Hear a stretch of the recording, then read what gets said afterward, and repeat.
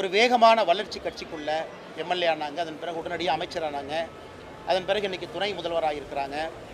அதையும் பொறுத்திருந்து பார்க்கணும். ஏன்னா பாரதிய ஜனதா கட்சி தொடர்ந்து வைக்கக்கூடிய குற்றச்சாட்டு, திராவிட கட்சிகள் குறிப்பாக இதில் திராவிட முன்னேற்ற கழகம் எப்பொழுதும் ஒரு குடும்பத்தை சார்ந்திருக்கு, வெளியிருந்து வரக்கூடிய டேலண்ட் அங்கே குறைஞ்சிருச்சு, டேலண்ட் பூல் குறைய குறைய ஒரு குடும்பத்தை சார்ந்து அந்த கட்சி தன்னை நடத்தி கொண்டிருக்கிறது தொடர்ந்து வைக்கக்கூடிய குற்றச்சாட்டு இன்றைக்கி அவங்க உண்மைன்னு சொல்லியிருக்கிறாங்க.